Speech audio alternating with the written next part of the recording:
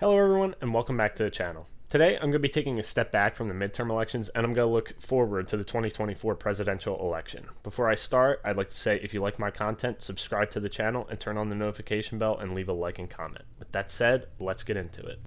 So as you can see here, I have Donald Trump as the Republican nominee and Joe Biden as the Democratic nominee. Anyone who's watching this knows that Donald Trump has been hinting at a presidential run in 2024 since before he even left office. And although he hasn't officially confirmed that he's running again, I do think it's very likely he'll run. And if he does run, he's not going to have any real competition in the primaries, I don't think. So I do think it is most likely that he will be the Republican nominee. And Joe Biden has also said he's probably going to run. And he said that he thinks he's the only candidate who can beat Donald Trump. And so I do think it is likely that he'll run too. So I do think the most likely matchup is a rematch. I just wanted to touch on that for a second. So to start off, I'm going to fill in the solid states for Donald Trump. Those would be Montana, Idaho, Wyoming, Utah, the Dakotas, Nebraska at large and its 1st and 3rd districts, Kansas, Oklahoma, Missouri, Arkansas, Louisiana, Mississippi, Alabama, Tennessee, Kentucky, Indiana, West Virginia, South Carolina, and Alaska. For Joe Biden, his safe states would be Washington, Oregon, California, Hawaii, Illinois, Maryland, Delaware, New Jersey, New York, Connecticut, Rhode Island, Massachusetts, Vermont, and Maine's 1st district, and also the District of Columbia. In addition to these safe states, I have a couple more safe states I'm going to add. I think Colorado is going to be safe for Joe Biden. He won it by 13.5 in 2020, and even if the country does shift towards Republicans in 2024, I think Colorado is still going to be around a similar margin. It's been rapidly trending blue, and I think it's in safe hands. On Donald Trump's side, I'm going to add Iowa and Ohio to the safe column. Basically the opposite of Colorado. They've both been trending Republican for a while. People thought it was going to be close in 2016 and 2020, and Trump won them both by 8 to 9 points each. And I think he'll do the same again. I think the country's probably going to shift a little right in 2024. So I think Ohio and Iowa are probably going to cross the double-digit threshold. I'm also going to add Maine's 2nd district to that. He won it by double digits in 2016, and he won it by, I think, 7 in 2020. I think he'll probably cross back over to the double digits in 2024. So now that we have the safe states out of the way, I'm going to get into the likely states. I'm going to start with Joe Biden's likely states, and I'm going to start with New Mexico. New Mexico, it voted for Hillary Clinton by 8 points in 2016. It voted for Joe Biden by 10 in 2020. And New Mexico's kind of shifting right. It's going slowly, and that's with the Hispanic trends nationwide going in favor of Republicans. I don't think it's really going to be close. I think it could get down to a 6 or 7 point margin, but it is still going to be a likely Democrat state for Joe Biden. The second likely Democrat state is going to be Virginia. Virginia voted for Joe Biden by 10 points in 2020, but then the next year it voted for a Republican governor. And Glenn Youngkin is very popular, but he's also way more moderate than Trump, and he comes off as way more moderate than Trump. I think Virginia will probably be an 8 or 9 point margin. It's not going to be close. I do think it's going to be closer than it was in 2020, though. And the final likely Democratic state is going to be Maine at large. Maine was close in 2016 and a lot less close in 2020. I think it was a 9-point victory for Joe Biden. I think it'll be a little closer. I think around the 7 or 6 point margin mark, but it's not really going to be that close. As for likely states for Donald Trump, I'm going to start with Texas. Texas has been moving left kind of slowly over the last couple years. Voted for Trump by 9 in 2016, voted for him by 6 in 2020. Hispanics in Texas especially are moving rightward. If you look at the 2020 results down here in the Rio Grande Valley, Trump won a bunch of counties that he lost by like 40 points in 2016. So this area of the state's trending Republican pretty quickly. But the suburbs are trending Democratic. And I do think Trump will probably do a little bit better in the suburbs than he did in 2020. But it's not going to be enough to push Texas back to its, early 2000s margins. I think he'll probably win it by around 8 points. Still less than 2016, but I do think he'll win it by a likely margin. The next likely state, I think, will be Florida. Florida's been trending Republican for a while now. It was close in 2012. Mitt Romney lost it, but then Trump won it in 2016. And it was actually one of only 7 states to trend towards Republicans in 2020. And I think those trends will continue, especially with Hispanic trends in the country, and especially in Florida, with Cubans. Uh, and the state has just gotten a lot more Republican, especially since Ron DeSantis became governor, and he's super popular. He's probably going to win by a double-digit margin this fall. So I think Florida, it's inching its way towards being a GOP stronghold. So I think Trump's going to win it by a little less than Texas, but probably by 6 or 7 points. So we have the likely and safe states out of the way. We have Joe Biden at 211 electoral votes and Donald Trump at 219 electoral votes. So now I'm going to cover the toss-up states going from west to east, starting with Nevada. Nevada is one of the 7 states that I mentioned earlier that shifted towards Trump in 2020. And I think Nevada as a whole is just shifting towards Republicans. It looks like they might pick up a Senate seat this year. They might do well in the Congress race and maybe pick up a governor's seat.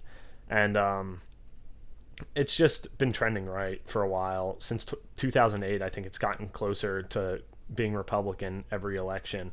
And again, that goes with the Hispanic trends in the country that I mentioned earlier for Texas and Florida and New Mexico. And also Clark County has been getting closer as well. In 2020, Trump narrowed his margin in Clark County by a lot, and that's why he was almost able to win the state. I think he's going to narrowly win the state in 2024. I just think that's where it's headed, so I think he's going to win Nevada. The state of Arizona is kind of moving in the opposite direction of Nevada. It's gotten closer to voting Democrat every year, I think, since 2012, and it actually did vote for Joe Biden in 2020. And a lot of that was because of Donald Trump's feud with John McCain when he was senator. A lot of Republicans decided to either not vote or vote for Joe Biden because they didn't like what Trump had said about McCain. I think a lot of Republicans are going to go back to Donald Trump in Arizona just because, they've seen Joe Biden as president, and they are still Republicans. They probably don't like him that much. They'll probably hold their nose and vote for Donald Trump. I do think that the Hispanic trends that are affecting the entire South are going to apply here too. But I do think it's still going to be very narrow. I think Trump's going to win it by a tilt margin, probably even by less than Nevada at this rate. But I do still think he's going to narrowly win it. Going to Nebraska's 2nd congressional district, Joe Biden won this by 6 points in 2020. And even though the district did get redder in redistricting, Trump still isn't really that popular in the suburbs. Current polling does show him as doing better than Joe Biden nationwide, but I do think as the election grows closer, those are going to narrow. I think Biden's probably going to win the popular vote again in this election, and I think that's because he's probably going to still do well in the suburbs. He might regress a little bit, but I do think he's still going to do well. And even though this district did shift a little bit right after redistricting, I think Joe Biden is still going to narrowly win it just because Trump is really unpopular in the suburbs. And I think once the campaign really starts again, I think people are going to remember how they felt about Trump. And so I do think Joe Biden is going to narrowly win the 2nd district in Nebraska again. State of Minnesota is a state that a lot of people thought was going to be close in 2020, or at least in line with the rest of the Rust Belt states up here. But it ultimately ended up voting for Biden by 7 points when the rest were less than a point to about 3 points. So it is easily the furthest left of the Rust Belt states up here. Joe Biden is probably going to regress in the suburbs, like I said earlier, and I think Trump's probably going to strengthen in the rurals a little bit, but I just don't think there's going to be much of a crack made in Minnesota. I think that Biden's still probably going to win it by around 4 points, so I'm calling Minnesota lean Democrat for now. The state of Wisconsin is a state that voted for Trump in 2016 and then Biden in 2020, both by less than a point. I think Trump's going to win it by 3 or 4 in 2024. It's just been kind of trending that way. I think 2020 was kind of a fluke. There was COVID-19 happening and, the race riots throughout the country. I think that really hurt Trump in Wisconsin. I think he's going to win it by a couple points. It's just been trending that way. He's probably going to chip away at white working class like he had in 2016 and 2020. So I do think he's going to win Wisconsin by a couple points. State of Michigan is kind of a similar story. Trump won it by a fraction of a percent in 2016, and then Biden won it by, I think, close to 3 points in 2020. I do think it's going to be closer. Like I said, I think that the nation as a whole is probably going to shift a little bit to the right in 2024. I think that white working class people are going to break more for Trump than they did last time. But Michigan still is a blue state. It has a big city, Detroit, that kind of swings a lot of its votes to the left. And so I do think Joe Biden's narrowly going to win Michigan, probably by less than 2 points, so I'm calling it tilt Democrat. The state of Georgia is another state that voted for Trump in 2016 and then Biden in 2020. This state has been trending left pretty rapidly for a while now. Trump won it by over 5 in 2016, and then Biden won it kind of by surprise in 2020. I do think Biden is going to hold on to this state very narrowly. I think that, the reason that Biden was able to win it last time was because of Trump's horrible performance in the suburbs. And I do think Trump is going to do better in the suburbs next time. But the overall shift in Georgia, I think, is going to continue. So I think that's going to kind of counteract Trump's better performance in the suburbs relative to the country. And so I do think Georgia is going to narrowly vote for Joe Biden, probably by around 1 point. So I'm calling it tilt Democrat. The state of North Carolina has kind of had very little movement in the last couple cycles. Since it voted for Obama in 2008, I think it's been very narrow Republican victories on the presidential level. Mitt Romney won it by 2, and then Trump won it by 3, and then he won it again by about 1.5 points in 2020. I think he'll probably increase his margin in North Carolina in 2024. I think he'll win it by a lean margin, probably a little less than Wisconsin, just because of trends in both states. But I do think he's going to win it, just because I think that that white voters are probably going to swing away from Joe Biden. And I think that's part of the reason that North Carolina got closer in 2020. So I do think he's going to win North Carolina. Pennsylvania is a very similar case to Wisconsin. Trump won it by a fraction of a percent, I think almost an identical margin to Wisconsin in 2016, and they lost it by about 1 point in 2020. I think Trump's going to flip it. I think it's going to be a couple points. It's going to be around 2 points. It's really the same story as Wisconsin. Trump's probably going to do better in the suburbs than he did in 2020, and I think white working class, which is a big part of Pennsylvania's electorate, is going to shift towards him. And so I do think that Pennsylvania is going to vote for Trump again by a couple points. Finally, we have the state of New Hampshire. New Hampshire was very close in 2016. It was, I think, the second closest state, and Hillary Clinton won it by about 0.4%.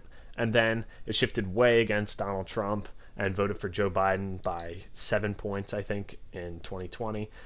New Hampshire does have a tendency to swing against the incumbent, but I don't think that's going to be enough, really, alone to give Trump the state in 2024. I think Biden is going to hang on by a couple points. It might be a little bit closer than Minnesota. It is just kind of a blue state at heart, It's a lot more libertarian, and modern Republicans aren't as libertarian as they used to be. I think New Hampshire has its own way of voting, and I think Biden is going to win it by a couple points. So this is the final map. I have Joe Biden with 257 electoral votes and Donald Trump winning with 281 electoral votes by flipping Nevada, Arizona, Wisconsin, and Pennsylvania. This is just what I think right now. Obviously, it's still over 2 years until this election. A lot's going to happen before then. They might not even be the candidates. I just thought I'd do this video because I haven't done one yet. And, midterm news is kind of slow. I kind of wanted to let things kind of happen, more polling happen before I make any more videos. But anyway, thank you guys for watching. If you liked the video, leave a like and comment and subscribe and comment telling me what you think. So thank you for watching and have a great day.